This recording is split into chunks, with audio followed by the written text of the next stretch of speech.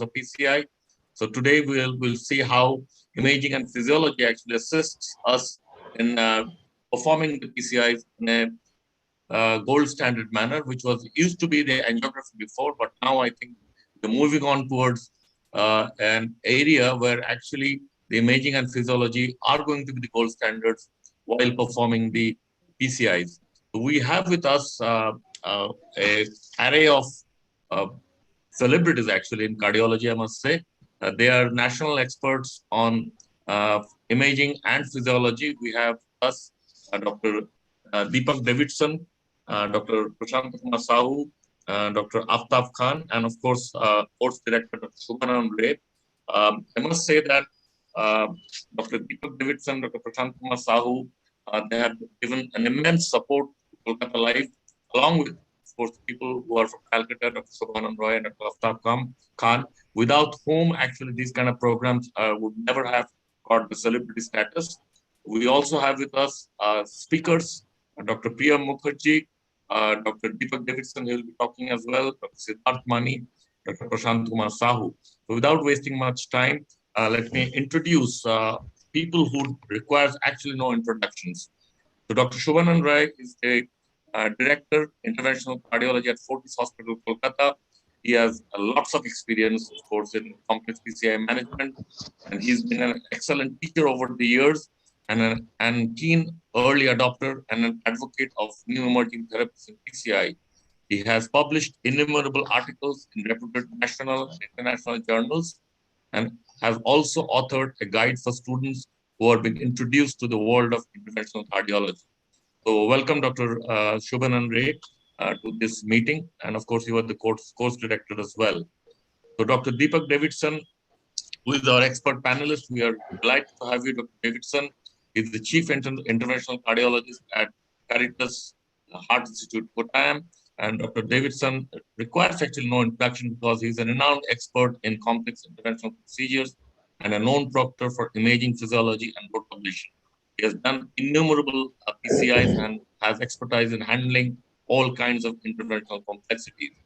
Nearer to home, we have Dr. Prashant Kumar Sahu, who is our expert panelist and also a national expert on imaging. He is the director of interventional cardiology and advisor Department of Cardiology at DNB Apollo Hospital, Bhubaneswar. He is a former professor, Department of Cardiology at IMS in some hospital in Bhubaneswar, and adjunct associate professor of cardiology at AHERF Hyderabad. He has plenty of publications, in fact, 58 publications in index journals, 14 chapters, and co-investigator in 12 multicentric trials. He has active interest, of course, in coronary interventions, coronary imaging, and physiology. And with these words, I welcome Dr. Prashant Kumar Sahu. Welcome to the meeting, Prashant. We also have Dr. Aftaf Khan, who is expert panelist today. He's senior consultant interventional cardiologist and director of electrophysiology services at Apollo Gleneagles Hospital, Kolkata.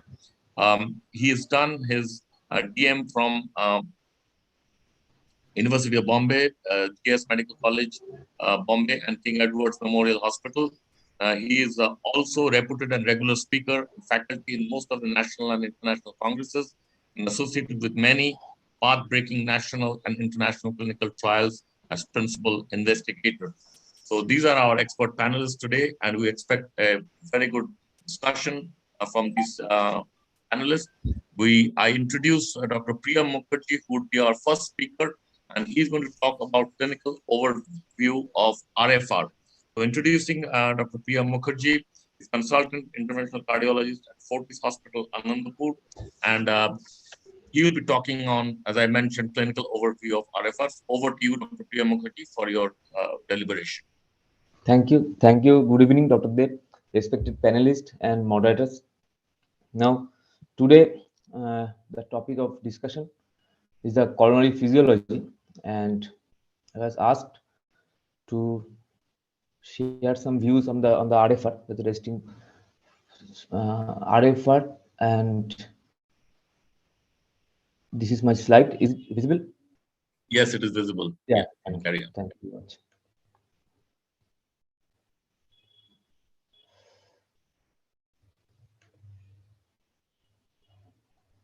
So let me just pointer. So the topic of discussion is the resting full cycle ratio and what is the clinical overview. So today I will discuss on the main agenda, that is the Rfr algorithm, the interpretation of Rfr values and the Rfr clinical data.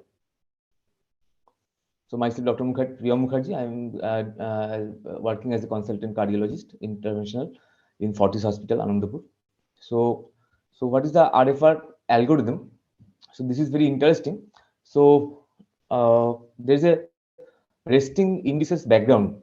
So in the physiological indices of the ischemia, such as FFR, use the PDPA ratio, we all know, to help select the right patient and the lesions for PCI.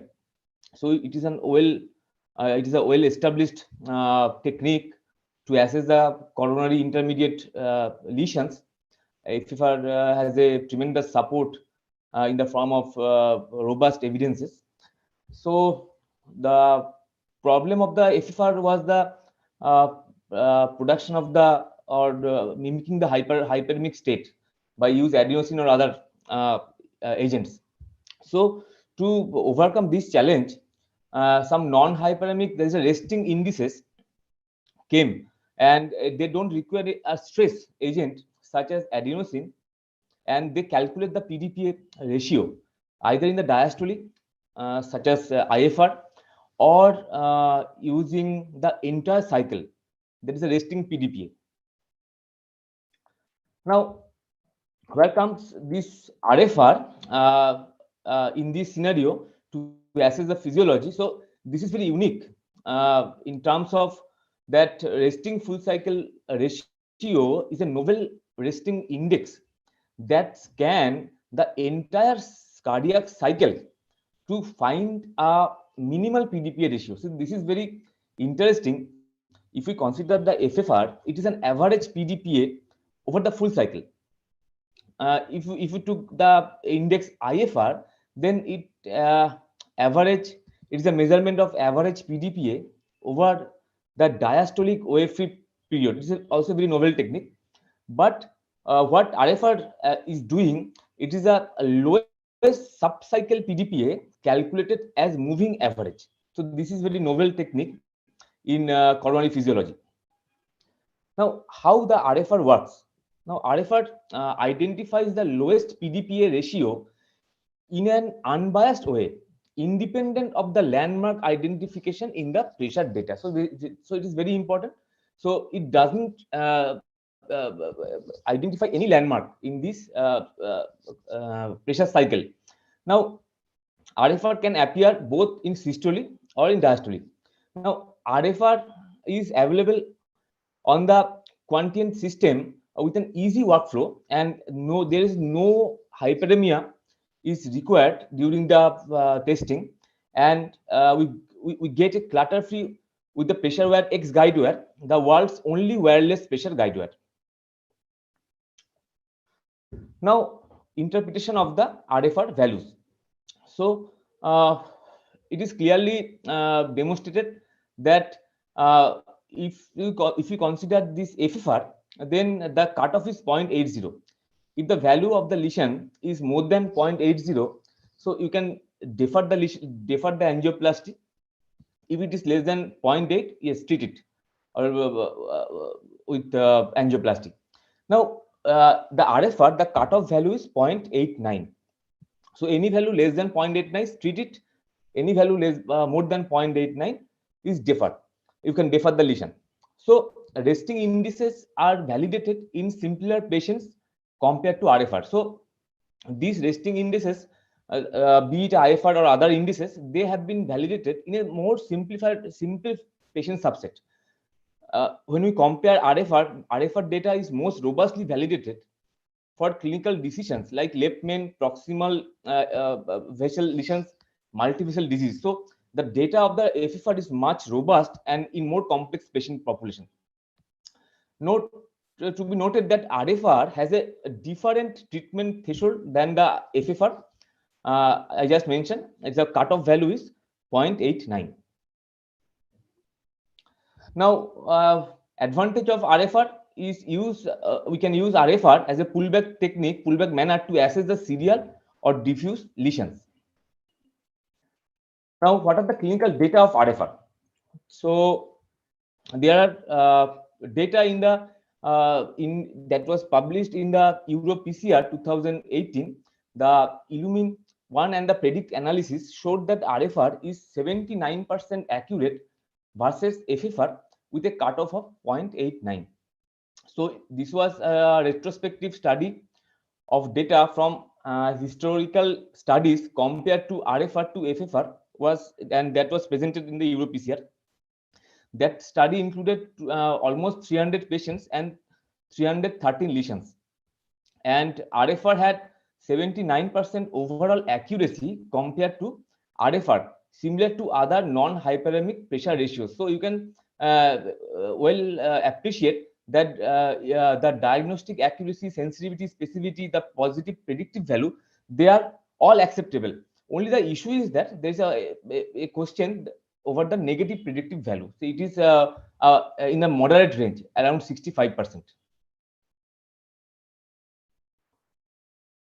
So we'll discuss the validate RFR study, head-to-head comparison of RFR and the IFR.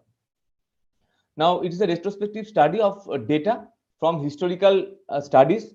651 RFR measurement made using genuine IFR waveform performed with the Philips wire and software that is called Harvest, and primary endpoint diagnostic accuracy of RFR versus the IFR. So we have some background data, background knowledge regarding the your study, this study. So what is the benefit of non-hyperemic pressure ratio? That is, avoiding the hyperemic agent can help to reduce the patient's discomfort. It can reduce the procedural time and save cost.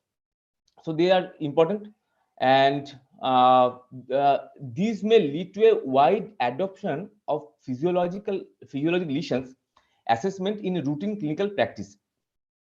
So what is the evidence of non-hyperemic pressure ratios?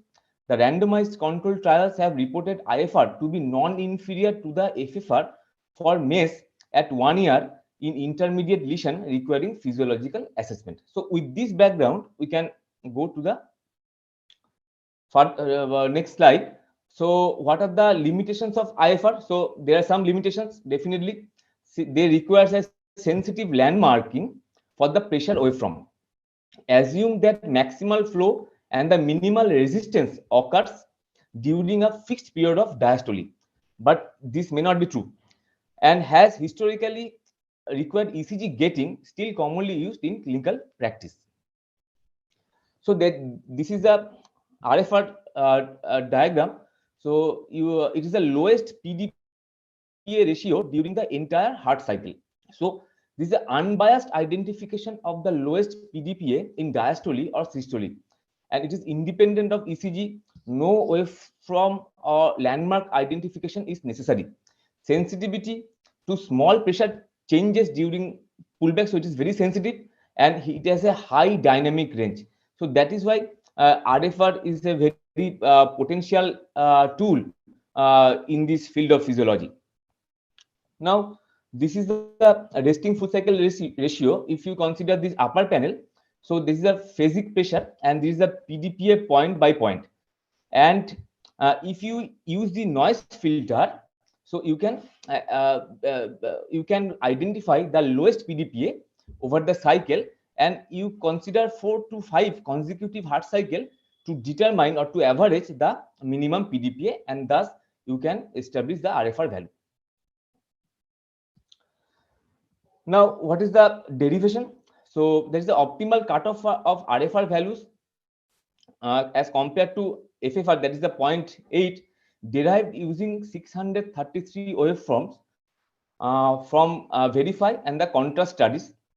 So you can appreciate if the optimum cutoff versus FFR is less than 0.8, where the RFR is 0.89, and in this value, the area under curve is almost 0.86, and which is a very statistically significant value, and in this cutoff of 0.89, it is quite accurate, sensitive, and specific.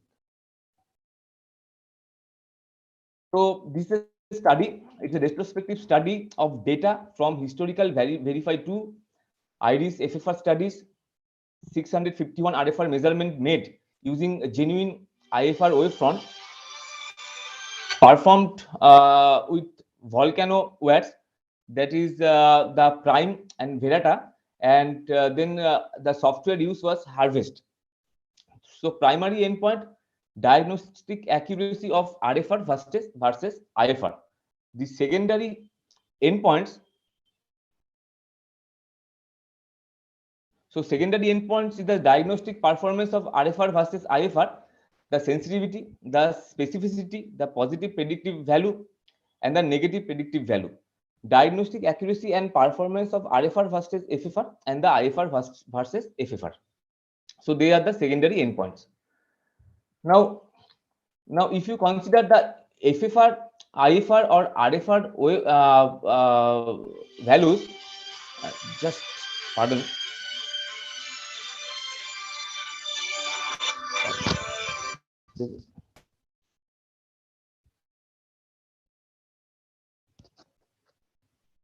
Hello, একটু পরে phone করছি তো, 5 minutes পরে, 5 minutes.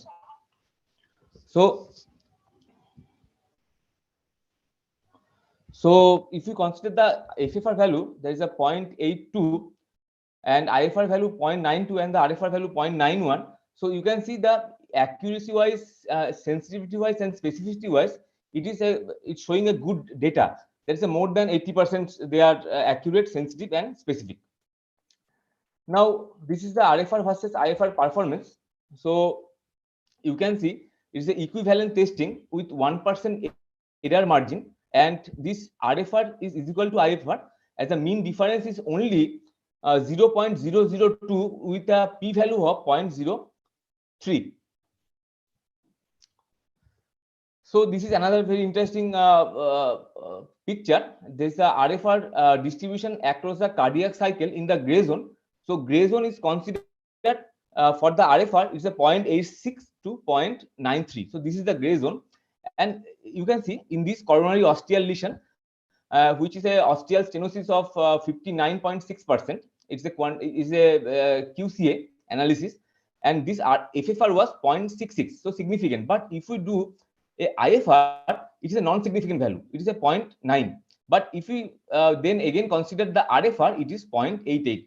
So I think RFR is more.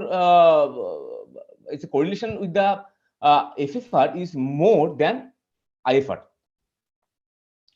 So what are the limitations? It is a retrospective analysis, use of core laboratory to eliminate the artifact, and single noise may impact real world agreement. The clinical benefits of RFR over other non-hyperemic pressure ratio has not been investigated, and finding RFR outside the diastole is hypothesis generating, which with the impact of the discovery unclear and requiring validation. So this is the RFR, which is comparable to IFR, and RFR is highly correlated with the IFR, with the p-value is less than 0.001, and RFR was diagnostically equivalent within 1% of the IFR. Use the identical cutoff value, that is the 0.89. While both tests lead to the same clinical decision, in most of the time the previous paper showed a hypothesis generating case in the right coronary artery where IFR was negative, but the FFR and the RFR was positive.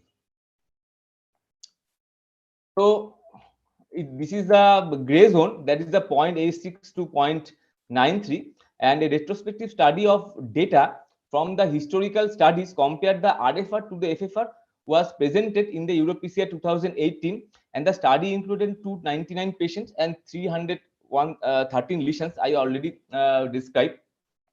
And this, if you consider this RFR value up to 0.86, less than 0.86, the recommendation is strict, and it is, if it is more than 0.93, then defer. But the gray zone is 0.86 to 0.93, and where it is recommended to use FFR to actually analyze whether the lesions are significant or not, and they found that if we actually consider these RFR in the gray zone lesions, then RFR had overall accuracy of 93.9% compared to FFR using the hybrid approach. So RFR is very much in line or with these FFR values. So what are the RFR measurement workflow? So this is the your 0 PA. So verify the pressure transmitter is turned off. Verify that aortic transducer is at the heart level. Open aortic transducer manifold to air and press the 0 pressure. Then verify the pressure wire transmitter is turned off. Place where pressure wire coil flat and flush with the saline. Press connect if it is wireless. Then they connect the pressure wire X guide wire. Turn on the pressure wire transmitter, and then advance the pressure wire just outside the catheter. Flush the catheter, remove the needle, and close the valve, and press the equalize. So this is the RFR. This is the snapshot RFR live snapshot mode. So you can get these values like that. And there is a RFR pullback technique. It is also validated. It's very useful. And this is the in nutshell. In conclusion, the RFR is a diagnostically equivalent to IFR. The RFR is near identical with regards to diagnostic accuracy, sensitivity, specificity, and the area under curve compared to IFR versus FFR. Compared directly to authenticate the volcano IFR, RFR is highly correlated and has high agreement with an identical cutoff value, that is the 0.89. RFR is not limited to the ECG gating or sensitive identification of landmarks for measurement, and RFR is unbiased in its ability to detect the minimal PDPA during the full cycle cardiac full cycle, potentially unmasking the physiologically significant coronary stenosis that would be missed by assessment dedicated to specific segment of the cardiac cycle. Thank you very much for patient hearing. Thank you, Dr. Priyam Mukherjee, for your excellent deliberation on physiology. We'll next move on to our next speaker, Dr. Deepak Davidson. He'd be talking, of course, on imaging, and his topic for the day is strategize your approach for a stent failure with information from OCT. Now, stent failure is one of the important areas which we all know that needs to be addressed. And we'd like to hear from Dr. Deepak Davidson, whom I introduced before. Welcome to the show, Dr. Davidson, and over to you. Thank you so much, sir. Good evening to all of you. I hope I'm audible and visible. Yes, you are. Yes, sir. Thank you so much. First of all, let me take this opportunity to thank the organizers of Kolkata Live, especially Binayak sir, and it's happy to share the screen with Binayak sir, Sahu sir, and Shonan Ray sir. Thank you once again for the opportunity given. Over the next 15 minutes, I shall share with you few cases as well as very little data on management of stent failure. I thought I'll touch upon just in-stent restenosis, and if time permits, probably take you through something on stent thrombosis also, but I'll mostly dwell on in-stent restenosis. Well, these are the representative OCT images of stent failures. In the first panel, you could see here that that's the stent, and inside the stent, you have neo-intimal hyperplasia. When you do an OCT imaging, you tend to see an image something like this. You tend to see a homogeneous, bright, uniform layer. We call it as homogeneous neo-intimal hyperplasia. At times, you tend to see something like this. You tend to see the stent margin over here, and then you have a dark layer and a bright layer. You call it as layered restenosis. So you tend to have a homogeneous restenosis. You can also have a layered restenosis. Now, when it comes to neoarthrogenesis, you could see here that inside the stented segment, you tend to see calcification, you tend to see something like heterogeneous images inside the stented segment. You tend to see microvessels, you tend to see cholesterol crystals, lipids, as well as calcium like this. And at times you tend to see stent under expansion. You could see in this particular image that the stent is actually not touching the media, it's well inside the media of the vessel, and that's OCT imaging. You could see that it's an under expanded stent. Well, we all know about the Mehren system of classification of restenosis, the the focal, diffuse proliferative, and occlusive forms, which we had been learning about, we have been talking about in the past. And now we speak more about the Waxman classification. We primarily divide it into mechanical and biological. Mechanical means you could have an under expansion or a stent fracture over a period of time, and biological, it could be a malignant neointimal hyperplasia, or it could be neoarthrogenesis.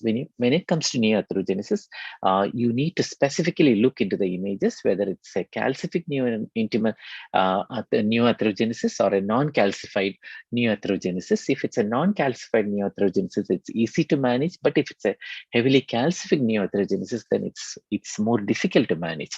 And type 3, 4, 5, it's a mixed pattern chronic total occlusion. And type 5, if you have more than 2 layers of stents, and then again, if you have restenosis, you classify it as type 5. So primarily it's type 1 and type 2 that's more important, mechanical as well as biologic. Well, I start with case history. That's the first one. It's a patient who had undergone an angioplasty almost 10 years prior with a bare metal stent. Now he presents with a non-Q antival myocardial infarction. You could see that in the proximal LAD, there's a stent there, and there is a tight stenosis in the proximal, inside the stented segment, proximal area, as well as beyond the stented segment. We had an OCT image done for this particular patient. Those are the frozen image. Distal to the stented segment, you could see that there is a calcification, almost occupying more than 50% of the arc of the vessel. And this is inside the stented segment. You could see here that this looks heterogeneous. There are areas of bright areas, there are dark areas. You could have lipids inside that, and this is calcification inside the stented segment. This is almost 180-degree arc of calcification. Now you could also see a plaque rupture inside the stented segment. You could see the microvessels over there, and those are again microvessels inside the stented segment, and that is again calcification. Those are areas of calcification, and that's the proximal segment of the vessel, which is diffusely diseased. Well, now based on all these images, we try to understand that this is a neoarthrogenesis which has happened inside a bare metal stent which is implanted almost 10 years ago. So we saw that there was lipids, there was some microchannels, calcification. So based on all these images, we understand that there is evidence of neoarthrogenesis. And so we went ahead with balloon dilatation. It was difficult for us to dilate the lesion. We also used a cutting balloon. The first image is the cutting balloon. You could see that even with the cutting balloon, it was difficult to open it up because there was calcification which is occupying almost 180-degree of arc. And finally, following deployment of a long 14-millimeter expedition, we were able to achieve a good flow inside the stent. So when we have a bare metal stent with restenosis, what would be the answer? What would be the ideal treatment? Should we go in for a drug-eluting stent, or should we go in for a drug-eluting balloon? The answer comes from the RIPS 5 trial, which is published in 2013, comparing drug-eluting balloon versus medicated stent, comparing drug-eluting balloon and everolimus eluting stent, and we come to know that superior late angio and the outcomes Dr. are better. Davidson, your slides are not moving, I think. We are stuck with the case 1 angioplasty 10 years ago. Oh, really, sir? I'm sorry for that. No, it's okay. Yeah. Sir, I'll once again.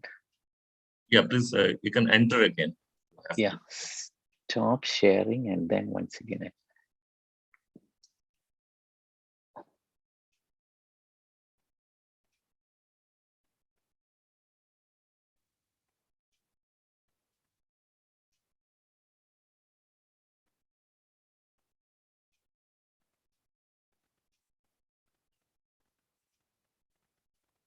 Sir, can you see my screen? Yeah, it's starting. Yeah, it's moving now. It's moving this time. So can you see both the angios, Both angio as well as both the OCT run? It's angio moving. and the OCT. Yes, it's moving. Yes, sir. Thank you. Sir, are you seeing the next slide? Yeah, lipids, calcium, Yes, microvessels, sir. plaque rupture. Yes, Yeah, sir. Yes, sir. yeah. Yes, sir. Yes, sir. Thank you. Thank you. Sir, so this case number one, this particular person had a bare metal stent implanted in the left angiodistal artery almost 10 years ago, now present with a non-Q myocardial infarction, and he was taken up for an angioplasty with imaging guidance. You could see in this particular image that that's an area of calcification beyond the stented segment. Now, this is the area where you see inside the stented segment, you could see that this looks heterogeneous. You could see that there are areas of bright areas as well as dark areas. The dark areas, it could be lipids, and the bright one, it could be fibrotic tissue. And here in this image, you could see that there is 180-degree arc of calcification sitting over there. And then in this image, you could see that there is microvessels as well as ruptured plaque in the stented segment. And again, you could see at 4 o'clock, there are microvessels in this image. And then in this image, you could see that there are areas of calcification. So in this particular patient who had a bare metal stent implanted almost 10 years ago, now he presents with an acute coronary syndrome with a plaque rupture inside the stented segment with calcification microvessels. You could classify this as neoarthrogenesis. So this is a clear-cut case of neoarthrogenesis. And because he had significant amount of calcification inside the vessel, we went ahead with a Wolverine, a cutting balloon. You could see in the first image that it's difficult for us, in spite of using a cutting balloon, it was difficult for us to open it up. We went up to 16, 18 atmospheres, and finally we were able to open it up. We fixed the we pre-dilated very well, and finally we ended up deploying a 48-millimeter expedition inside the left antidistal artery with a good flow in the left antidistal artery. That brings us to the question: when we have a bare metal stent with restenosis, what should be the ideal treatment option? Should it be a drug-eluting stent or a drug-eluting balloon? The answer comes from RIPS trial comparing the drug-eluting balloon with everolimus eluting stent. We come to know that the long-term outcomes are better with everolimus eluting stent compared to drug-eluting balloons in patients with restenosis who had a bare metal stent implanted inside the coronary artery. Well, now coming to case 2, this is a 56-year-old patient who had an infeol MI. Angioplasty was done to the right coronary artery with 2 stents almost 1 year ago, and this particular procedure was done during a primary angioplasty with OCT guidance. So we expected that it was a very well deployed stent. This was done in the Middle East, and 1 year later, he presents with an acute coronary syndrome, and that's an anomalous anterior origin of the right coronary artery. You could see that there is stent in the proximal as well as mid segment, and the stented segment has got a very critical stenosis in the mid portion. And we used a guide plus catheter to get inside the vessel for proper imaging and proper balloon dilatation. And we had an OCT imaging done for this particular vessel. You could see that there is no contrast coming down. That's a saline OCT. Because his creatinine was borderline, we had to go in for a saline OCT, and those are the images that we could obtained from the stented segment. In the first image, you could see that this is more of a layered restenosis. You could see here that, that there's a dark outer ring and a bright inner ring, and you could also see areas of cholesterol crystals inside the vessel, making us understand that there is some amount of neoarthrogenesis inside this vessel. When you see cholesterol crystal, that goes in favor of a neoarthrogenesis. You could also see in the stented segment that the stent is not touching the vessel wall. It's actually floating inside the vessel. You could see at 11 o'clock that the stent is not touching the vessel wall. Even though it was done under OCT guidance, you could see that it's not very well opposed to the vessel wall. And in the final image, you could see that there is significant amount of thrombus inside the vessel. And as you come more proximally inside the right coronary artery, that's the most proximal area of the stented segment, you could see that the stent is totally floating over there, and there is almost 1 millimeter gap between the stent and the vessel wall. So remember, probably during the acute myocardial infarction, there was significant amount of coronary spasm. So that was the reason why, probably based on OCT, the images were perfect. The stent was well opposed.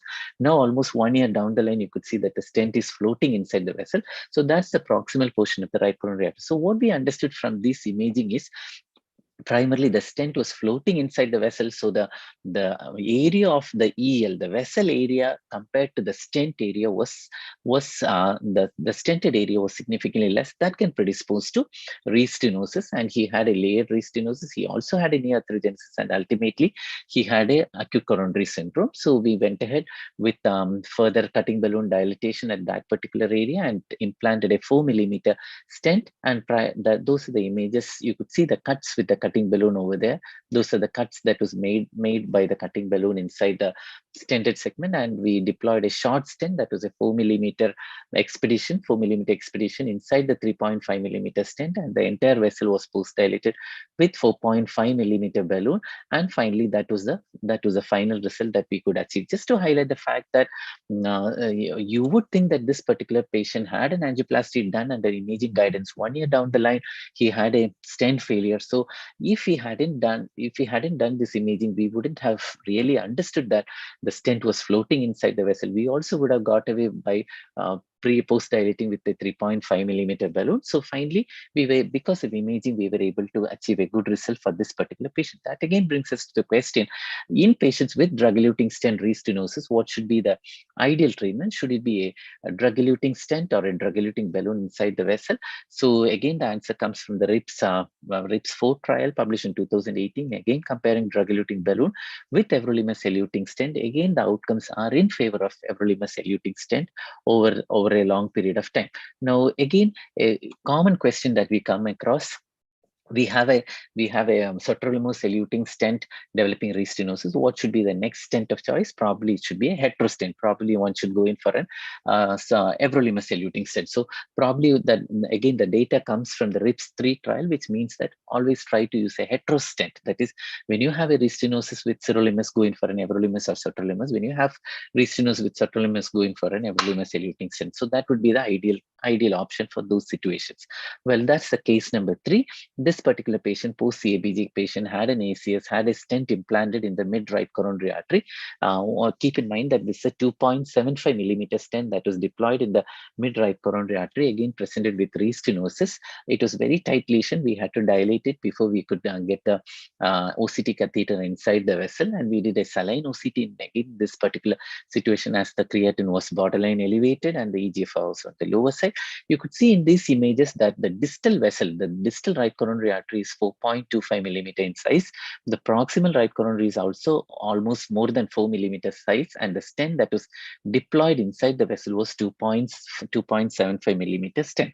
So again, in this particular situation, you could see that it was a huge right coronary artery, and the stent that was deployed inside the stent was an undersized stent, and this undersized stent was the reason for the repeat restenosis for this particular patient. You could see in this particular image that proximally the stent is floating inside the vessel. The vessel proximal segment was almost 4, the distal segment is almost 4, and this was actually like a tube floating inside the right coronary artery. So we again deployed a second stent that was a 3.5 millimeter stent and post dilated with a 4 millimeter balloon, and following post dilatation with a 4 millimeter balloon.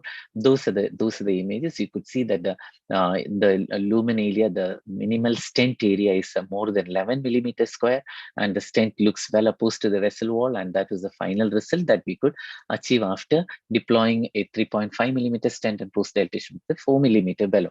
Well, so again, autopsy data says that when you have a significantly undersized stent deployed inside a vessel, you are likely to have restenosis. The vessel to stent area, if it's less than 0.5, then you're likely to have more of restenosis. Now, coming to case number 4, this is a patient who had dextrocardia, who had undergone angioplasty, the ostial LED, long ago, now presented with effort angina. We went through the femoral approach, got the vessel, engaged the vessel, and you could see here that there is significant amount of calcification in the proximal left anti-descending artery. Before we started the procedure, we made out that there was a significant amount of calcification. Now that's the image. You could see here that that's the left anti-descending artery, and the stent is there till the ostium of the left anti-descending artery. Significant amount of calcification over there, and till the ostium there is disease. Now beyond that, we inverted the image on the monitor, and it was easy for us to complete the rest of the work. You could see that the stent appears to be an undersized stent. We were not sure about what is the size of the stent. It appeared to be an undersized stent, and there was significant amount of calcification there. we tried to wire it and take a microcatheter across. Even a microcatheter could not cross through the stented segment. You could see here that the caravel catheter is getting stuck at the proximal end of the stent. So we went ahead with rotablation with an 1.5 millimeter balloon. And imaging, you could see that there is almost 180-degree arc of calcification inside the stented segment that was done after the rotablation. And you could also see that there are areas of nodular calcification as well as eruptive calcification inside the stent. So it makes us understand that when you have significant amount of calcification inside the stented segment, you need to have a proper debulking of that particular stented segment before you decide on what has to be done next, whether it has to be drug-eluting balloon or a second stent that has to be deployed inside the stent. So again, data says that atherectomy devices are best reserved for pre-treatment of underexpanded stents or ISR of calcific lesions. So imaging, based on this imaging, we understood that there was significant amount of calcification inside the stented segment, and rotablation helped us out. And following that, we used an angiosculpt also, and subsequently we stented the segment with two long stents, one in the mid LAD and one from the left main ostium across the circumflex into the first stent, overlapping the first stent. Post dilated proximal optimization was done, and finally we were able to achieve a good result. Those are the pre and post procedure images. You could see that the initial stent, which is appearing undersized, now following the stent implantation after angiosculpt as well as rotablation, you could see that it's looking so huge. Now that's case number 5, an elderly lady, 82-year-old lady who had a critical stenosis of the proximal LAD as well as left anterior-descending artery. She underwent a rotablation and a stent implantation from the left main to LAD, and that was a result. Just 18 months down the line, she came back with restenosis. You could see that there is a very tight stenosis at the proximal left main. She has a very tight stenosis. You could see here that the images, OCT images, made out that there was heterogeneous restenosis inside the stent. When you have heterogeneous restenosis, based on whatever data available, it's always good to put in a second stent rather than just to leave with a drug-eluting balloon. So we dilated with a 4 mm flex tone, and following 4 mm flex tone, we again did an OCT imaging. You could see that there are a few cuts that was made with the flex tone, but finally we went ahead with a second stent deployment, a hetero stent, and finally we were able to achieve a good results. And what does the data say? When you have a restenosis in the left main, bifurcation data says that both are equal. A drug-eluting balloon or a drug-eluting stent is equal, but then if you look at the long-term outcomes, the long-term binary restenosis is better with drug-eluting stent at the bifurcation compared to a drug-eluting balloon. So it's again ultimately at the end of the day, when you have a focal restenosis, it's always good to have a drug-eluting balloon. Otherwise, it's always good to have a restenting done with a everolimus eluting stent. That's case number 6. Here you could see that this particular patient has an occlusion of the mid segment of the LAD. He had undergone angioplasty with 3.5 millimeter stents in the mid as well as distal LAD, and now the stent is totally occluded. We dilated with a 2 millimeter balloon and did an OCT imaging. You could see that there are two findings in this particular image. In the first image, you could see that it's more of homogeneous restenosis. In the third image, you could see that it's more of layered restenosis. You could see that an outer ring of dark area and an inner ring of bright area. So we could see both homogeneous as well as layered restenosis. It's not heterogeneous restenosis. So what does the data say? When you identify the plaque morphology inside the stented segment, can you modify your strategy? Based on this particular study, which was almost 200 patients were taken up for this particular study, here you could see in this particular image that when you have a heterogeneous restenosis in those particular patients, a drug-eluting stent, a repeat drug-eluting stent does better than a drug-eluting balloon. But when you have a homogeneous restenosis or a layered restenosis, in those situations, a drug-eluting balloon is as good as an everolimus eluting stent. So just to highlight the fact that when you have a homogeneous or a layered restenosis, you can always think in terms of either a drug-eluting balloon or a repeat stenting. Or when you have a heterogeneous restenosis based on this particular data, it's always good to go in with a second stent implantation. We did proper lesion preparation, and finally we went ahead with a drug-eluting balloon, and that was final result, and the patient is doing well. I'll stop in 1 minute. That's my last case. This is a patient who presented with restenosis 6 months after angioplasty to the left anterior descending artery. He had a very small blood vessel that was a 2 mm stent that was deployed in the left anterior descending artery, which is post dilated with a 2.5 mm stent, and he came with a restenosis just 6 months later. Now that's a mid left anterior descending artery. You could see that there is a significant restenosis in the stented segment. Now we got a guide plus catheter for a proper evaluation with an OCT evaluation, and that's the OCT evaluation being done. And here you could see that there are areas of homogeneous as well as heterogeneous restenosis inside the stented segment. That is homogeneous restenosis. That's homogeneous restenosis. Here again, it's a layered restenosis. It's not heterogeneous restenosis. So finally, we did not go in for a second stent deployment. We did a drug-eluting balloon, and now it's almost 4 months down the line. He's doing well. So, dear friends, presently in this particular era, when we see a patient with a stent failure, when we see a patient with a instant restenosis, always good to identify what exactly is the reason why this particular patient has developed such a problem. Is it a mechanical problem? Is it a biological problem?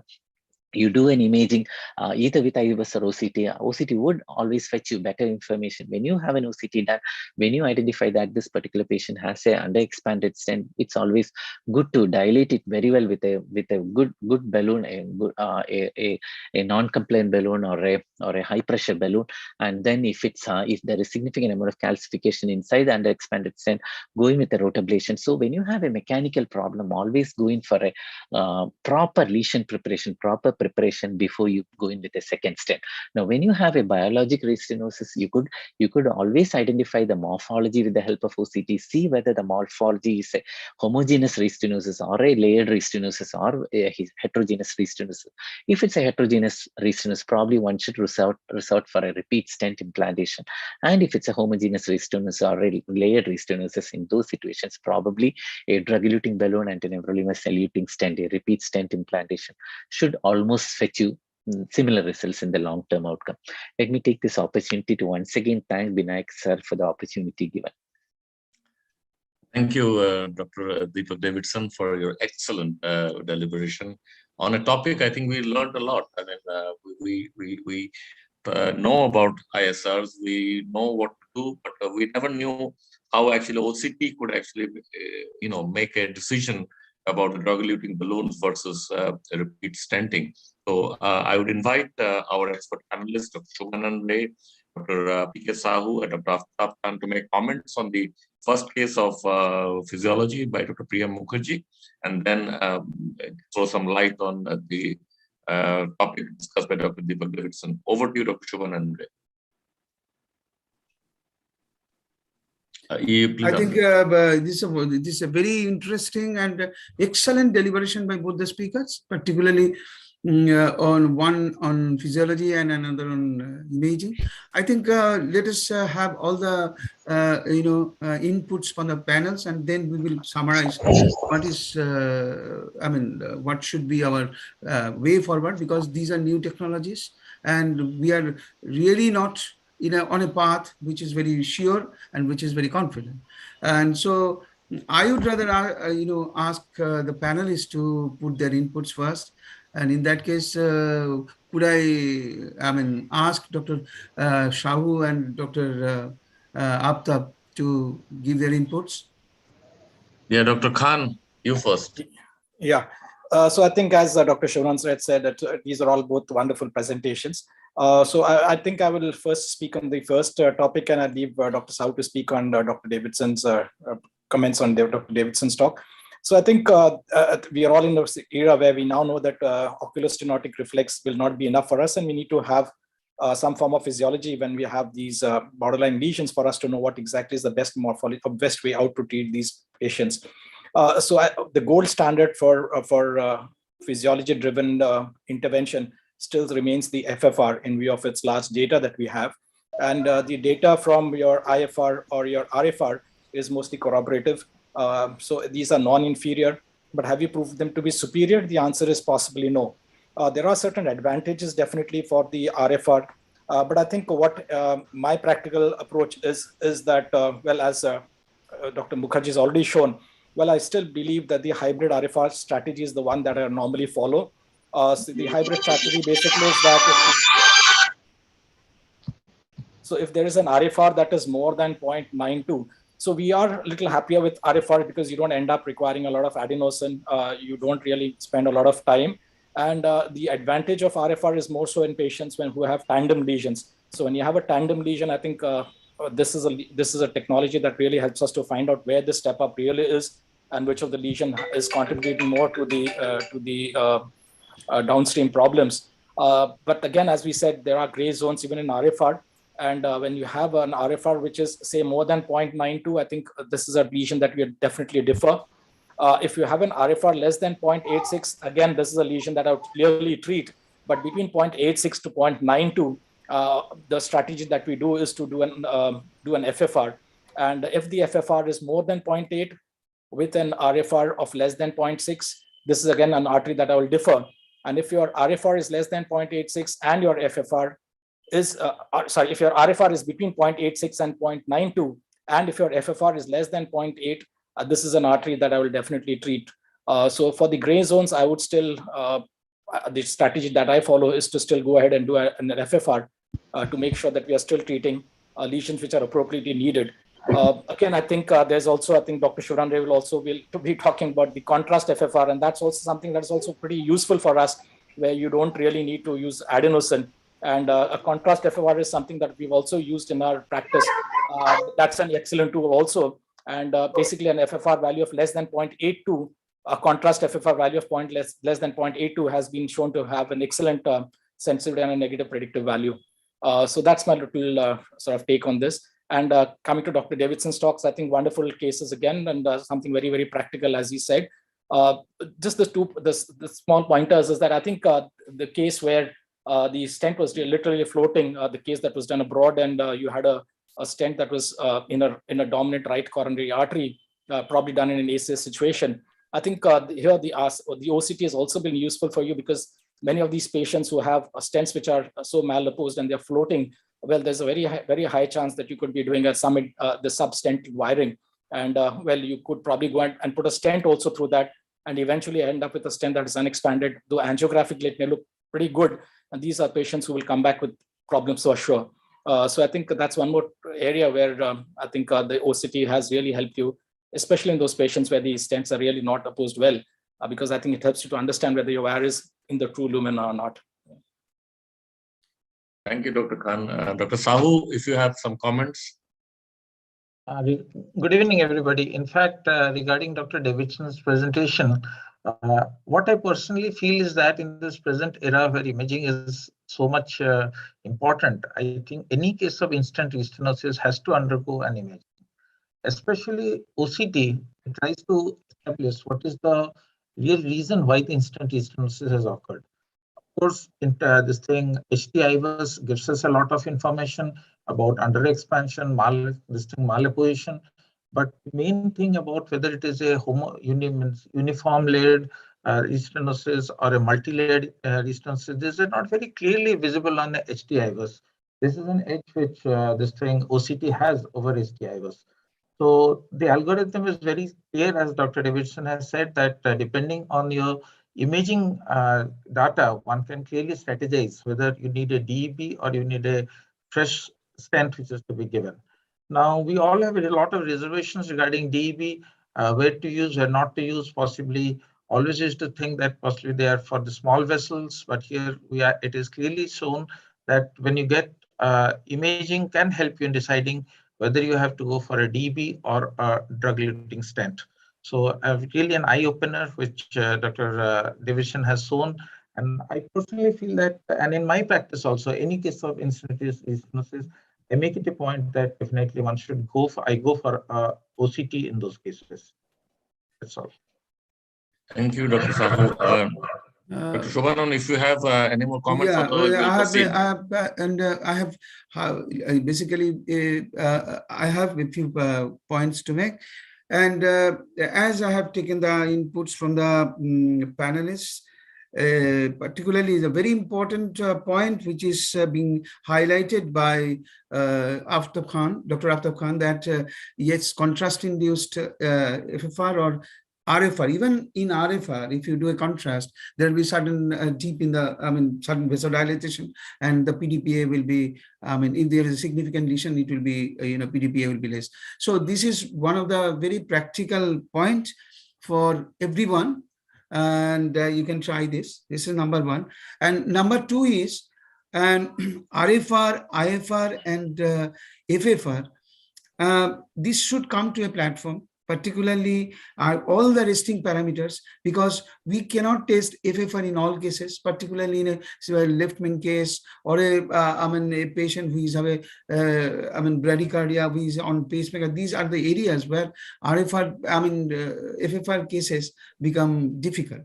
And there the resting parameters, we depend on resting parameters, and they are very close to, and always if we use our little common sense in such cases, we can come to a conclusion. Like if there is a CTO RCSA and it is being supplied by LED collaterals profusely, and there is a 40% lesion in left main, if you do a IFFR, IFR, whatever, it will be positive.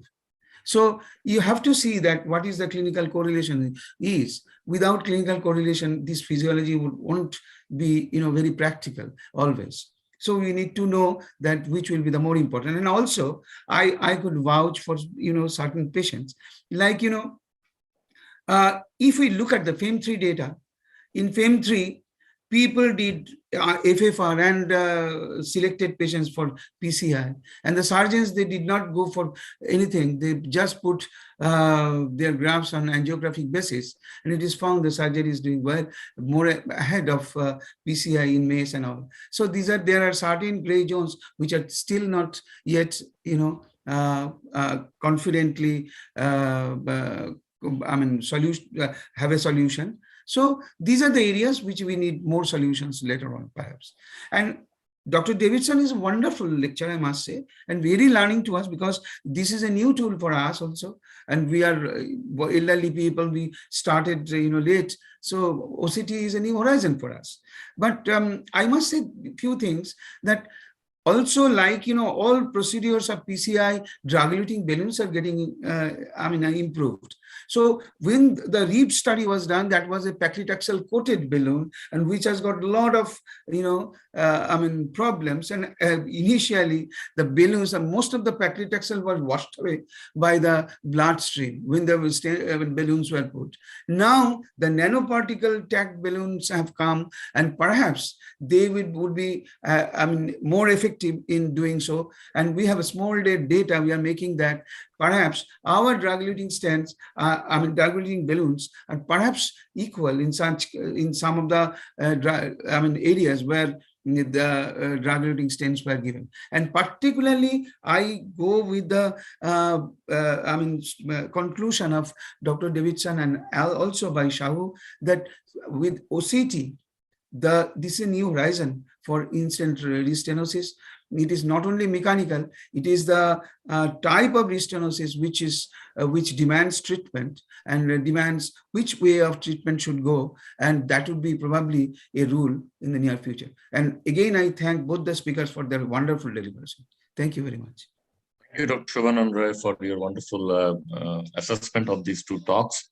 We'll move on to our next speaker. We have Dr. Siddhartha Mani, who is a senior consultant, interventional cardiologist at NH Rabindranath Tagore International Institute of Cardiac Sciences, Kolkata. He's an expert in complex coronary angioplasty, stenting, and device therapy. He's a reputed leader in coronary angioplasty by performing many complex procedures in various subsets of patients, and is always open to try new and emerging technologies for better patient outcome. He has many reputable publications in both national and international journals. With these words, I invite my colleague from the same institute, Dr. Siddhartha Mani, for your deliberation. Over to you, Dr. Mani. Thank you so much, sir, for your kind words. Good evening to all of you. And I had really listened to two wonderful presentations, and now it's my turn to show you a interesting case, which is a little bit difficult, more difficult than what we do usually on every day, and where I required certain subtle maneuvers and help of imaging guidance to successfully complete the case. So let me share my screen first. And this. Yeah, it's visible. You can maximize the screen now. Yes, sir. Yes, sir. Okay. So this was a complex calcific anomalous right coronary artery PCI with the help of rotablation. This was a 68-year-old female, non-diabetic and normotensive, and presented with inferior wall myocardial infarction 1 month back. And at that time, she presented in some peripheral centers where cath lab facilities were not available, and she was conservatively managed. And her ECG was resembling that old MI in the inferior leads. And the echo showed a hypokinetic infraposterior lateral wall with an EF, compromised EF of around 40%. Slides are not moving, Dr. Mani. No, sir, I have not moved it yet. I'm in the first slide, yeah. So the presence of mitral annular calcification, and now this time after 1 month after the initial episode, she had some post-infarct angina and shortness of breath. She was clinically very frail, and the relevant catheterization findings showed a normal left main, a large caliber LAD with traum tract calcification, but there was no significant stenosis in LAD. I will show you the pictures. It had a 40 to 50% disease max to max, and LCX was non-dominant, and RCA, it was anomalous in the sense it had a high posterior origin. It was a dominant large vessel. Long segment calcific disease was present from extending from proximal to mid and distal, and there was a tight 90% stenosis in the mid part. So here also you can see traum tract calcification extending all throughout the RCA and even extending up to the PD and PLV. You can see diffuse disease with a very tight stenosis involving almost the ostium of. Mani, your slides are not moving. Stuck with the first slide. Oh, how? Yeah. Yeah. If okay. Let me try again. In my computer, it's moving. Let me see. No, it's Okay.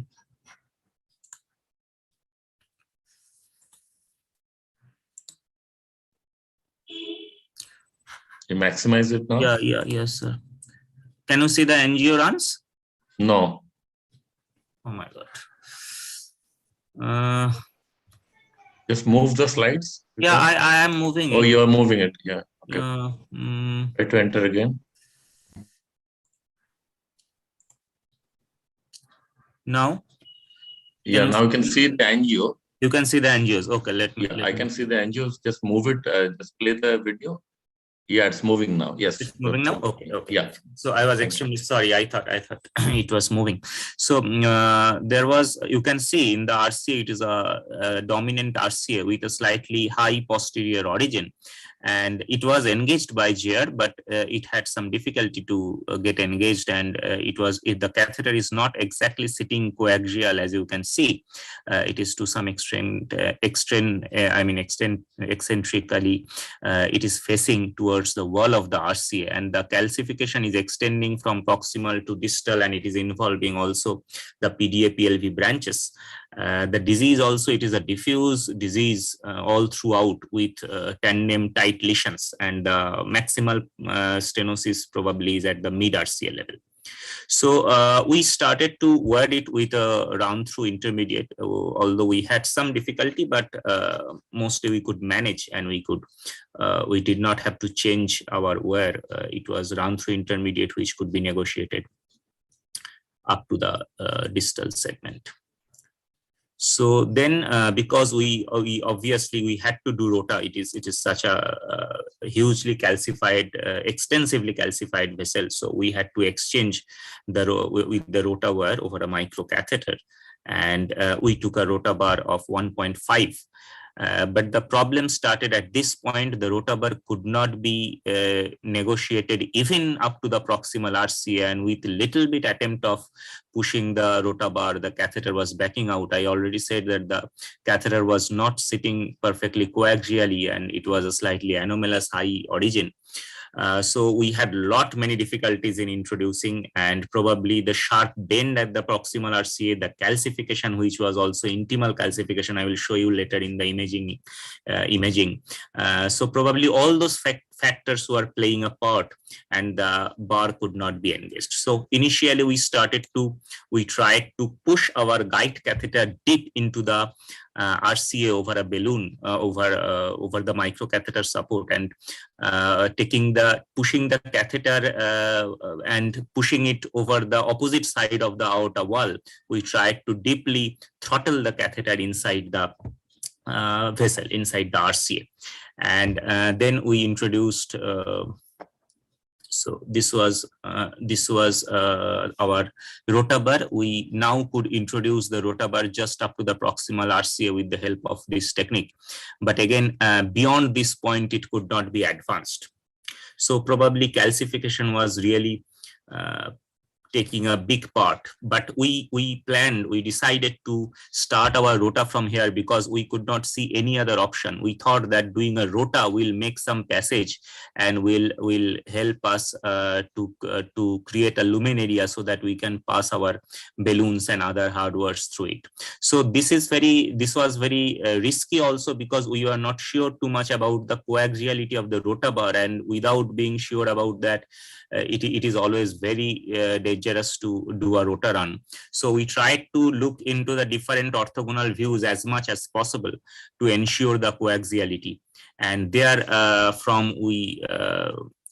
we thought of starting the rota. But at this point, the patient started developing bradycardia, probably deep throttling of the catheter, introduction of the rotabar, all had stopped the circulation in the RCA. Patient developed bradycardia. We had to place a TPI and start our rota run on a very urgent basis. So rota, we did not face too much of a difficulty while doing rota, and we could introduce it almost up to the crux. Our catheter was still hanging outside the ostium. It is just placed at the ostium of the RCA, but from there we could manage doing the rota. After the rota, we found a very significant slow flow, and because of all this deep throttling of the catheter and all those calcium micro crystals probably has blocked the distal flow. Patient developed ST elevation, immediately went into complete heart block, and then we had a 10-15 minutes. We had to temporarily abandon the procedure, keep our wire there, and we had to stabilize the patient, and luckily we could do that, because at some point of time we were thinking of losing the patient. So after stabilization, this was the picture, this was the flow we could achieve. You can still see that there is significant stenosis all throughout, and obviously we had done a rota, but we are not sure about optimal predilatation. We have to do optimal predilatation there. Now at this point we did an OCT run, a long OCT run of 75 millimeters starting from the crux, and this is the OCT run.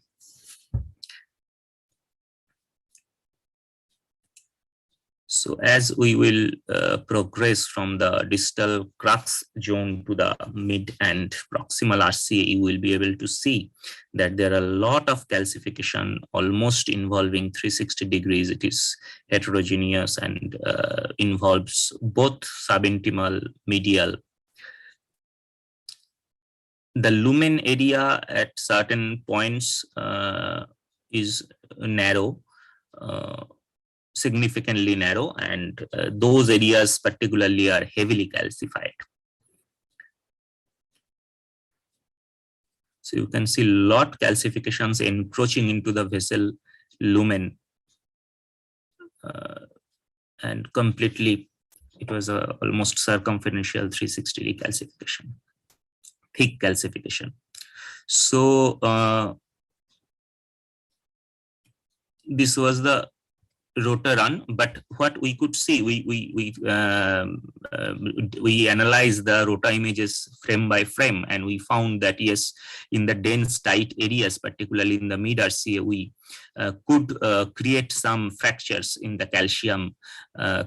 So probably we had done some good job with the rota, and so we thought of now shifting to predilatations with 2.5 millimeter NC balloon, and we dilated all throughout the RCA.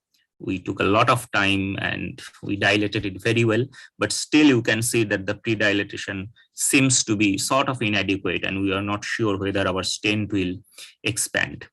So still, because in the distal area it was not too much of a caliber. So sorry, I missed the previous slide. Now we thought of taking the distal stent, which will not be a big caliber stent. So there we did not pre-dilate any further because we had pre-dilated with 2.5. And to push the stent in, we had to take the help of a guidezilla because it was absolutely impossible to put in the stent without the help of the guidezilla. So you can see I have pushed the guidezilla almost up to mid-RCA, quite deep into the RCA. And then it was more or less easy for me to push in the stent. So it was a 2.75 millimeter into 40 millimeter stent. I took a relatively long stent because I had to go up to the mid PDA, and I also I need to take another very long stent up to the proximal RCA. So I had to cover a very long segment. That is why even the distal stent I took a 40 millimeter size. And there, after deployment, we took the 2.75 stent balloon and pre-dilated again the mid RCA with that semi-compliant balloon to gain some more lumen area.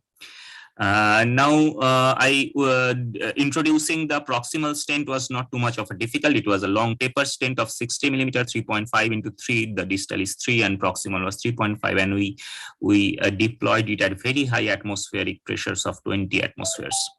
So then we thought of post dilating. We had to post dilate because I had almost stented a very, very long segment. But again, introducing the post dilatation balloon was again very difficult. So at this time, I had to, over the post dilatation balloon, you can see on the left side image, I had to manipulate my guidezilla through the stent. Even I had to go quite almost 15-20 millimeters inside the proximal stent. And this is not a very recommended technique because it can distort the proximal stent, obviously, but I had no other option because I had to post dilate the overlap zones or the most tight areas. So I introduced the guidezilla into the stent itself, and then I could introduce the post dilatation balloon, the NC balloon, to some distance up to the overlap zone, and then I post dilated it. So we did a serial 3.5 millimeter post dilatations all throughout. And then I had to take a post stenting OCT run. For the OCT also, again, I had to push the guidezilla because I could no way push any hardwares without the help of guidezilla in such a long stented and calcified artery. So then this is the OCT run. You can see the happy part is that you cannot see any red dots. So there was no under-expanded stent area all throughout this long stented and overlapped segments. So that was quite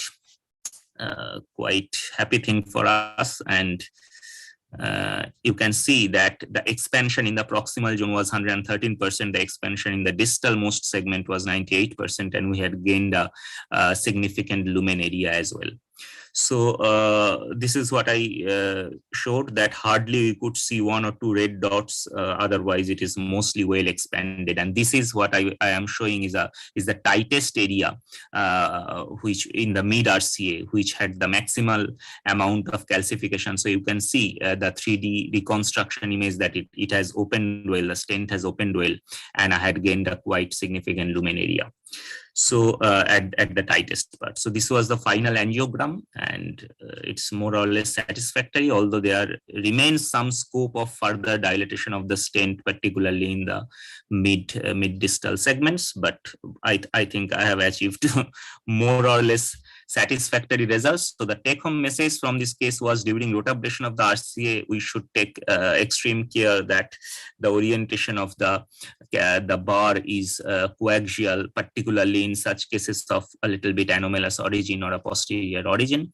And regarding post-rota vessel optimization, further balloon dilatation is very important before implanting stents, because there also you get some areas of under expansion in such calcified cases. GuideZilla is a very useful tool which has saved me in extremely complex cases. In a very high number of cases, I have used GuideZilla, and it has really saved all of us probably. So stenting should be followed by careful post-dilatation and final intravascular imaging to confirm adequate stent deployment. So thank you. If you have anything to discuss, sir. Yeah, it's a wow, actually. I mean, angioplasty business is not for faint-hearted. It's a robust thing. I think 3-4 angioplasty rolled into one is this case of yours.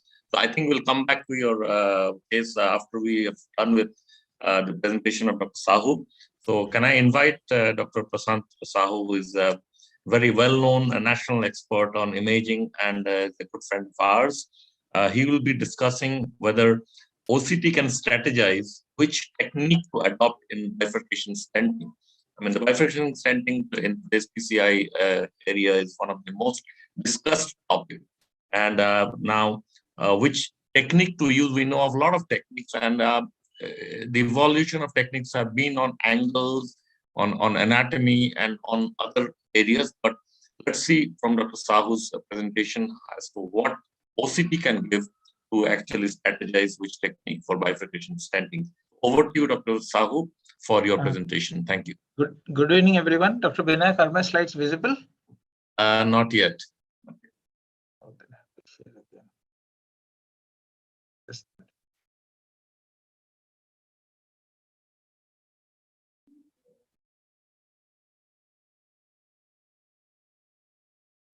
Yeah, I can see them now. See the slides. Okay. Yeah.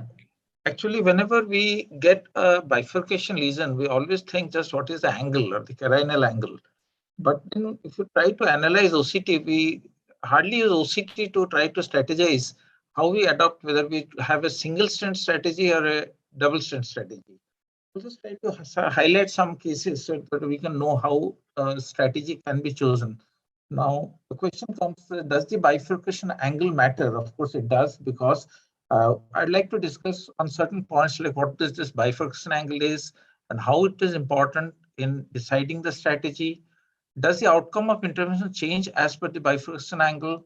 And what is the bifurcation angle as determined by intravascular imaging and certain case studies? Now, this bifurcation angle is basically the angle between the main branch and the side branch.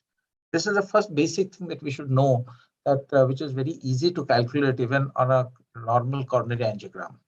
Now, the importance is that because the bifurcation angle, the coronary bifurcation hemodynamics depends on the angle. Atherogenesis takes place mostly in the bifurcation area.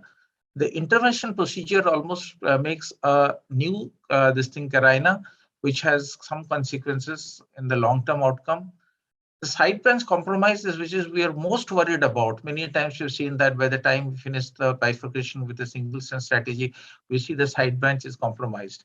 And of course, the clinical outcome. So if you try to see, this is a very nice algorithm that has been given. Based on the side branch angle, the side branch obstruction depends. Now, if you see the angle as it is going higher and higher, you have to know what techniques to use. The lesser is the angle, you have to go for this crush techniques or the Coulomb techniques. And if the more is the angle, you have to go for this either a reverse T or a reverse crush or a tap, most commonly a tap. And finally do a final kissing balloon dilatation. And definitely it all depends on the size of the artery, the side branch. Now we have two types of angles. If we keep 70 as the figure, if anything is more than 70, we remember that the T techniques are used. T stenting, the tap, or whatever you say, whatever starts with T should be used. If it is less than 70 equal to 70, then the C techniques should be used, Coulomb or crush. This is just a working formula that one can use while doing the bifurcations on angio. It has to differ depending, as I told, on the size of the side branch. Now, does the outcome of the intervention change as per bifurcation angle? Yes, it does, because the definition study clearly stated that if the bifurcation angle is less than 45 degrees, then it becomes a complex bifurcation lesion. If it is more than 45 degrees, possibly you don't have a complex, but this was what was the definition study that we have been following. And depending on this, any angle which is less than 45 degrees is complex case. Now, this bifurcation angle can be detected or can be predicted very nicely based on the OCT. If you run an OCT, if this is the side branch, this is the main branch, two things to remember, that is, if the carinal tip angle is less than 50 degrees, then there is every chance that your side branch will compromise. Or there is a calculation which I'll show, the BPCT length, that the branch point to the carinal tip length is less than 1.7 millimeter, then there is every chance that the side branch will compromise. So this is very important, because nowadays we propose that mostly you should have a single stent strategy, which has been shown to be useful, but there are cases where you might see that by the time you put the single stent, side branch has already been compromised, and you'll see the patient will be having chest pain. So these are two figures that we need to remember, that if it is less than 50 or if the BPCT is less than 1.7, then there is every chance that the side branch will get compromised. Now let us go through some cases. So this is a case where you can see that there is a tight LED and there is a diagonal which is coming out, not a very great diagonal, so that it can be, but every chance, because you have to put the stent across the diagonal. So mostly there is every chance that you might have some plaque shift and this might get closed. So if you see analyze the this thing, that is OCT, this was just a pre-OCT images, which shows, of course, after a little bit of dilatation, because the OCT catheter wouldn't cross. So you can see some amount of dissections have been caused. This is the LED which has been shown. Then if you see the angle, that is the BPCT length here, the BPCT length comes to around 2.7. So because the BPCT length is 2.7, there is hardly any chance that the side branch will get this thing compromised, and the angle is, if you have calculated, it is more than 70 degrees. So here you can safely put a single stent and you can come out. So this is what OCT taught us, and that is what we did. Just put a wire over there, did a dilatation, and there was even second time it never crossed the diagonal also, and the results are good. So this is how you can decide whether you just need to do a provisional stenting or a single stent strategy, or you have to go for a double stent strategy. So although it was expected that this plaque would get shifted to the diagonal, but it didn't, because if you go by the OCT figures, it is very clear that this doesn't require two stents. Now, this is a pre and post OCT changes. Post OCT, what was seen was, it's very important. We could see the proximal part has malapposed, almost 50% of the malapposition is there in the stent. So we have to do a pot. And this is after the final pot, where you can see that the stent has apposed very well. So these are certain insights that we get from using OCT in cases of bifurcation. Now, when do we use a two-stent strategy? For example, you see this is a big diagonal, and there's every chance that we might lose this diagonal. So do we just do a plain balloon at the ostium, because the ostium is diseased, and also there's a disease in the LED, and there is the angle is also very important. So what we did first was we did a pre-OCT analysis, and this was the, if we do the BPCT angle and you see the length, BPCT length is 1.5 millimeters, and this 1.5 millimeter, or maybe still shorter, because the technician has taken it a little bit away from the this thing angle. Next, if you see the angle, it is approximately, the angle came to be 45 degrees, equal to 45 degrees. So this is a case where one has to think of using a double stent strategy, because there's every chance that the diagonal will get this thing compromised. So this is a decay cross was done. These were the steps taken. The first case, then the stents, the final case, and this was the result. So the pre and the post stenting results, you can see that this was the pre result and this was the post result with the stent on, and this was the pre and the post result with the decay crush. So post PCI LED OCT, it also establishes that the stent had apposed well, and definitely the results were good. And so our strategy to choose two stents was definitely adequately chosen. Now this is the 3D view, which you can see that the side branch opening is very good. And this is what you see, the LED and the diagonal. There is no strut across this thing, LED and the diagonal, and the opening is very good. Now, sometimes protecting the side branch is very important, and this is where OCT helps, because you see this case. This is classically Medina 111, and our post stenting we did we did a 2-stent strategy with decay crush. In fact, because the angle was less, the BPCT was less, and you can see that the result is good.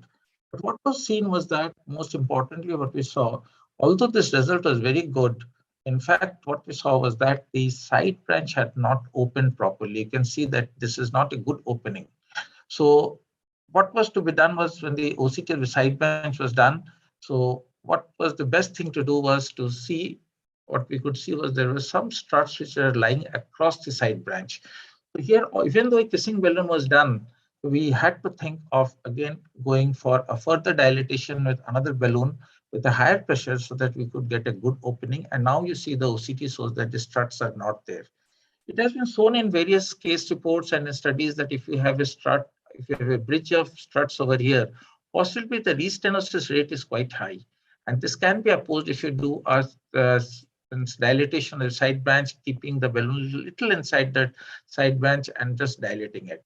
So you get finally a good result, and that helps. And this is how OCT helps us also knowing whether we should be dilating the side branch or not. Now, this is what.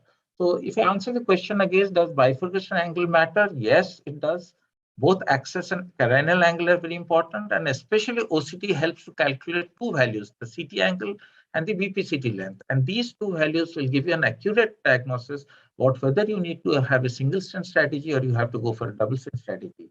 And based on this, you can decide your strategy and accordingly do the case. Sometimes kissing balloon inflation helps open the struts across the side branch, and this also can be known based on the OCT studies.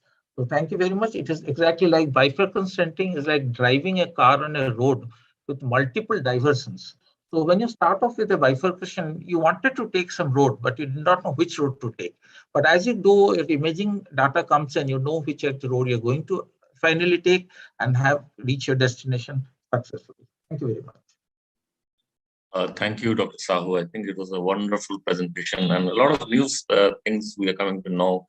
And interventional cardiology, I think, is coming very, very scientific. I think from the time we started, it was kind of imagining things, and now it is actually seeing things and exactly doing the way it should be done. That's a very beautiful presentation. So I invite Dr. Subhanan Ray, Dr. Aftab Khan, Dr. Deepak Davidson for the discussion. So over to you, Dr. Ray.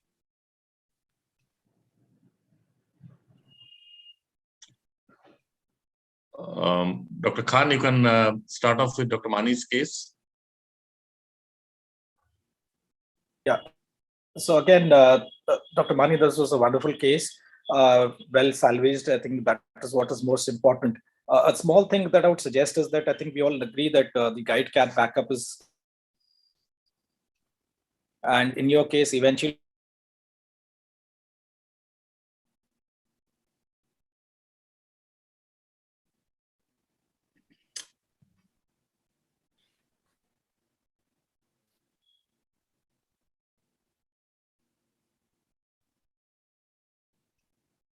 I think there is some net problems with Dr. Khan.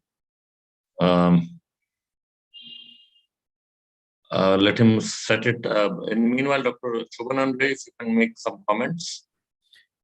First of all, this is a very adventurous case. And, basically, I would say a few things which probably Apta was hinting that, rotational atherectomy is not like PCI. I mean, not like a balloon angioplasty. There are certain differences. First of all, in rotational atherectomy, you need to have a catheter, guide catheter, which is having true this thing. You call it truly going towards the artery nicely. Basically, why? Nowadays, we do not, in PCI, we do not care whether the guide catheter is sitting perfectly or not perfectly. You just at the balloon, and where such balloons are such, you can go along.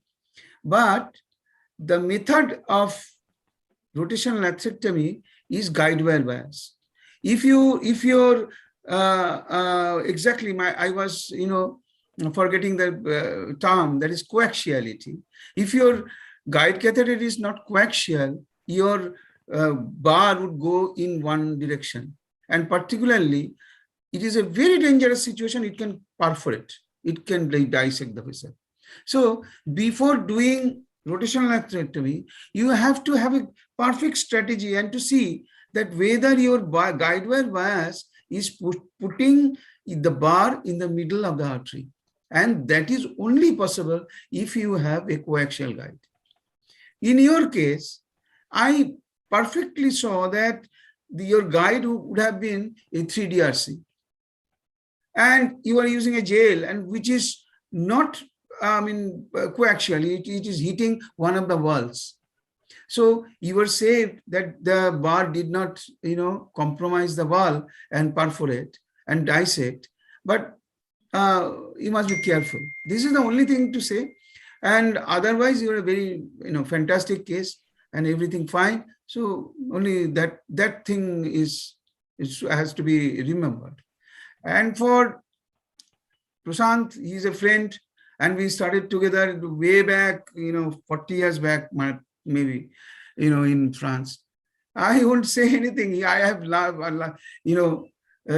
yesterday I was referring him about his in the perforation, how he could make this thing, handmade covered stand and put it inside. So it is, I know what he can say, and it is perfectly according to the literature, and it is a very innovative talk. And in that, I think Binayak, you can call Dr. Davidson to add something, because he has a very rich experience on OCT. Yeah, Dr. Davidson, your comments, please. Sir, Dr. Aftab is online. Yes, Let him Dr. complete. Khan, why did you complete, Dr. Khan? I'm sorry, I got logged off. That's okay, yeah, fine. Yeah, I'm sorry, I got logged off. So I was hearing Dr. Shonan Roy. Yeah, I think what he made was absolutely perfectly what a guide cath well into the center of the lumen is pretty important. One more way that we could have done is that since you're already using a guidezilla takes a 1.25 bird. So in case you really have a trouble getting your guide in, I think you could have done a guidezilla assisted rotablation, and that is something we may consider if you think that you're not able to. But again, I think if your guidezilla is not really going in, and if your balloons are not really going in, even a guidezilla supported the ostium may be very difficult. So I think changing a guide, making sure that they're perfectly coaxial is something that's very important, and that is what is most important. Prashant, I think this one query for you, Prashant. I think we've looked at already the guideline, the angles and the distance. Yes. How much does OCT help you in deciding the length of the lesion in the side branch? I mean, based on your EBC data and based on the DK crush data, we now talk about a longer length, say more than 5 millimeters in the side branch as being one of your criteria for putting a stent there. I mean, does your angle overrule that, or has that been one of your one of your no, the angle definitely overrules that. See, you have to decide based on the OCT of the side branch what will be your length. That you have to do. Only here is what is deciding more scientifically is whether you'll go for a single stent strategy or a double stent strategy. Number one. And number two, the most important thing is a large branch, whether you might compromise that branch. So that is the only two things that we are going by whatever the OCT definitions are. We are trying to be a little bit more scientific, not pushing unnecessary stents if required. And moreover, we have moved from the double stent strategy more to single stent strategy. And this makes it more scientific. That's the only way. But definitely the distances are based on whatever your M mode you see on your OCT that you can take. Sure. Here I can make a small point here to the question of Aftab. I think whether you go for a complex bifurcation or a simple bifurcation, and it is already being established by the definition study. If you go by the definition study, if it is a complex bifurcation, having the major criteria and minor criteria, then you have to have a mindset to use probably 2 stents. And also, I mean, in that case, OCT will help you whether it is a provisional stenting or a two stent from the beginning, like a crash or something. From the depending upon your angle and I mean length of the bifurcation. So that is one of the important points, and particularly in all the data in the simple bifurcation also OCT helps. But in the simple bifurcation also, if you see that the parameters are not favorable, you can have a better strategy to put two stents together. Sir, can I make a point, sir? Dev, sir? Yeah, Dr. Mani. Taking the point of Dr. Khan, sir, I tried to introduce the bar through the Guidezilla, but it did not go. Later on, I checked that the inner diameter of the Guidezilla is 1.45 millimeter. So 1.25 millimeter bar maximum it can accommodate. So I had taken a 1.5 bar, so it was not going. I already tried. And taking the point of Rai, sir, that about 3DRC, sir, I thought of 3DRC, but it was not available in our lab. The only option in such high posterior origin RCA I had amplars. I mean, AL1 or something could have been done. But in that case, introducing the rota through an amplars right catheter or left catheter is very difficult. I mean, it could have backed out more. So that's why I was forced to use the JR catheter. Siddharth, I have a small point here. First of all, I told you that it is not like balloon angioplasty. So you have to have the strategy first, the hardwares first, then you move. This is number one.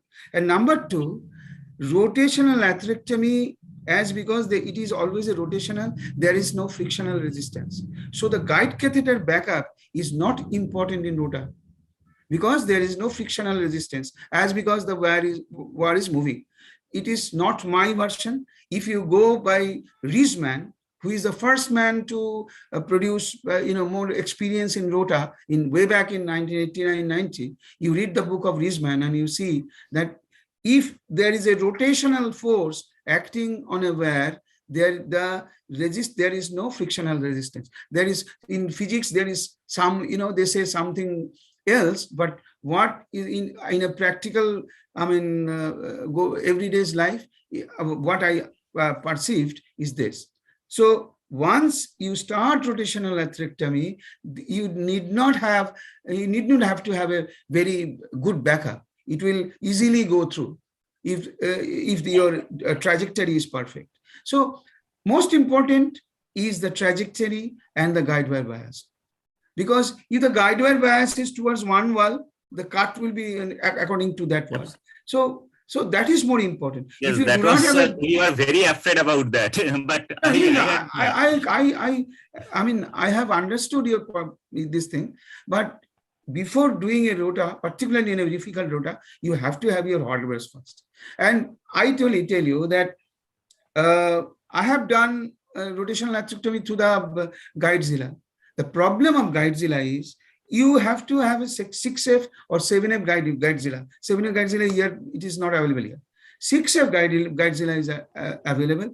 That accommodates 1.2 bar, but the Guidezilla has got a braiding near the narrow part and the tube part. Proximal and distal end, yes. That proximal end will cause hindrance. Exactly. That is the thing. Dr. Davidson, your comments, please. Yes, sir. Sir, thank you for the opportunity. Well, it was Dr. Siddharth's case. It is a wonderful case, extremely very well done. To start with itself, we were sure that we are going to encounter slow flow in this particular situation, and you acted accordingly. You had a temporary pacemaker wire inside the right ventricle. Well, there are persons who would always pre-treat these sort of right coronary arteries because you know that it's a long calcified lesion. So invariably you're going to have a slow flow. So they try to pre-treat with nicorandil, verapamil, and some sodium nitroprusside even before you start burring. So once you start developing slow flow, then again these are the options. But prior to that itself, there are people who do that. And secondly, as the burst speed increases, you're likely to have more of platelet activation. We saw precisely in your OCT image, the entire the coronary wire was studded with platelets. There was thrombus sitting in the entire length of your coronary wire, which is probably because of the platelet activation. And so people also say that glycoprotein 2B receptor blockers are useful. Dr. Samim Sharma used to say that GP2B3 receptor blocker would be better in order to prevent the platelet activation. But then we are all mostly scared, because when if at all we encounter a perforation or so, these patients cannot be sent for a coronary emergency bypass surgery. So we are all scared to go in with a glycoprotein 2B3 blocker. But there are people who advocate in order to prevent these sort of slow flow and platelet activation. They do advocate. That's number one. Number two, regarding the issue of coaxiality, every time when it's a difficult case, it's always we tend to have these sort of challenges also. So one small point to get the burr from the guide catheter into the mid-right coronary artery would be to do an activated burr advancement. By and large, we hold on to the wire and try to get the burr across the lesion. But when this doesn't happen, what you could do is you could go in for a dyna mode. You could go in for a dyna mode, or ask the secondary operator to hold on to the rotawire, fix the rotawire, and take the advancer as such into the coronary artery when you do a dyna mode burring. So you could easily get from the guide catheter into the proximal right coronary and mid right coronary artery, position it there. Then once you position it there, switch over to the rota mode and then start burring. So that is one way of entering, because many a times these sort of right coronaries will be, you find it difficulty in having the guide catheter coaxially adjusted to that. So that would always be a good option to get the burr into the mid-right coronary artery. Similarly, you had the lesion extending almost till the crux. So after burring the proximal half, you could again do a activated burr and advancement, get it near the second lesion, and then do, that is one way of doing a long lesion rotablation also. Then regarding Sahu sir's presentation, it's always wonderful, sir. It's always so good to listen to. So very informative, sir. The only challenge is, sir, as you mentioned in your talk, we also try to do all this BPCT and all. BPCT calculation is too easy. The technician can always keep a point at the bifurcation point, and then the carinal tip, and do a length assessment. But then you do not have an offline way. You do not have an online way of assessing the angle to know. What we do is, at the end of the procedure, we just have an arbitrary, whether it's 90° or 50° or 40° or so.